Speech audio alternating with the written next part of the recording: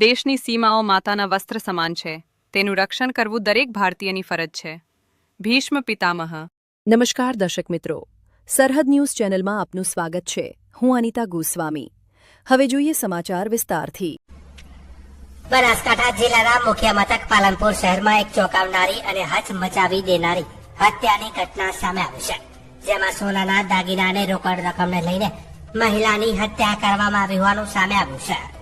મળતી માહિતી મુજબ પાલનપુર નિવાસી શાંતિબેન વસંતભાઈ આરકેડીવાળા ઉંમર વર્ષ 36 ને આરોપીઓએ પૂર્વ નિયોજિત કાવતરું રચીને મોતને ઘાટ ઉતાર્યા હતા.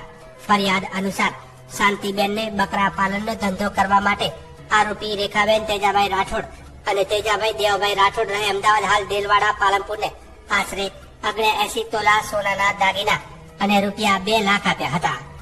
પરંતુ આ દાગીના અને રૂપિયા પરત ન આપવા માટે આરોપીઓએ આરોપીઓ રોહિત સરજનભાઈ મકવાણા અને વિષ્ણુભાઈ કરશનભાઈ વાલ્મીકી સાથે મળી કાવતરું રચ્યું હતું. તારીખ 22 માર્ચ 2026 ના રોજ રાત્રે લગભગ 8:20 આરોપી રેખાબેનને શાંતિબેનને હનુમાન ટેકરી નજીક આવેલી હોમ ફર્નિચરની તંબુવાળી દુકાને પ્રસાદના બહાને બોલાવી હતી, જ્યાં શાંતિબેનને નશાકારક વસ્તુ ખવડાવી બેભાન બનાવવામાં આવી હતી. ત્યારબાદ આરોપી રેખાબેન, રોહિત મકવાણા અને વિષ્ણુભાઈએ મળીને ક્લચ વાયર વડે ગળે ટૂંપો આપી શાંતિબેનની કરપીણ હત્યા કરી હતી.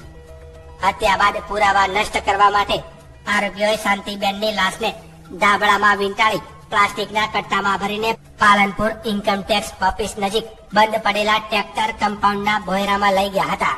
ત્યાં શટર તોડીને લાશને અંદર નાખી પેટ્રોલ છાંટી સળગાવી દેવામાં આવી હતી. આ ઘટનાએ સમગ્ર પાલનપુર શહેરમાં ચકચાર મચાવી છે. પોલીસ દ્વારા ગુનો નોંધાવી આરોપીઓની ધરપકડ અને વધુ તપાસ હાથ ધરવામાં આવી છે.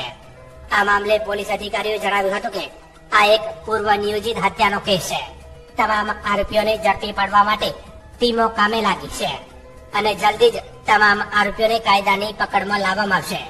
આ બનાવે સમાજમાં વિશ્વાસઘાત, લોભ કેવી રીતે માનવતાને પછાડી શકે તેવો કડવો દાખલો પૂરો પાડ્યો છે.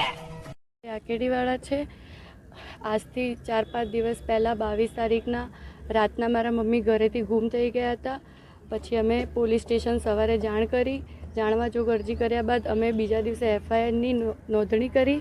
એના પછી અમને ખબર પડી કે એ કોઈક અજાણી જગ્યાએથી ગુમ થયેલ છે. એના પછી પોલીસ દ્વારા તપાસ કરવામાં આવી. ત્યારે અમને ખબર પડી કે એમનું મર્ડર કરવામાં આવ્યું છે અને એમની બોડીને ક્યાંક ફેંકી દેવામાં આવી છે.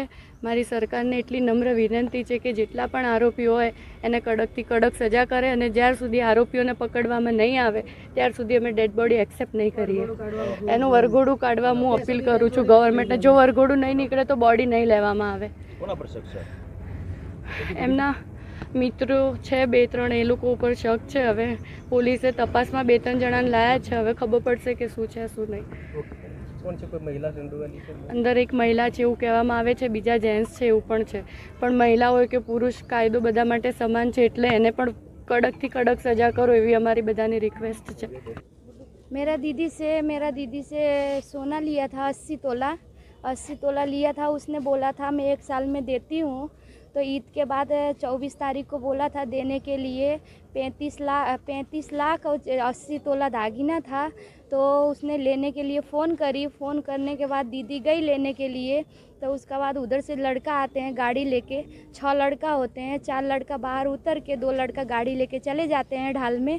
जाने के बाद तब 4 लड़का अंदर तंबू में चले जाते हैं. तो उधर से मेरा दीदी 15 सेकंड में आती है एक्टिवा लेके. तब एक्टिवा लेके आने के बाद तब अंदर जाती है, आगे जाती है पानी पकौड़ी के पास. उधर जाने के बाद 2 लड़का ठड़ा होते हैं तो वो घबरा जाती है. तो उतावल में जाती है वो. तंबू में जाने के बाद बाहर निकलती नहीं है वो. मने वो प्रूफ चाहिए.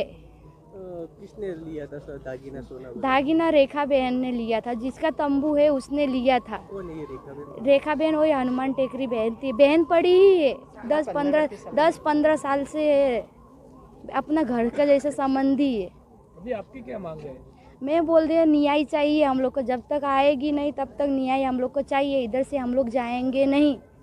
हाँ, वरघोड़ा हम लोग निकालेंगे तो निकालेंगे. उसको वरघोड़ा का बीच में निकालने चाहिए. निकालेंगे नहीं ना तो हम लोग उसको मार डालेंगे.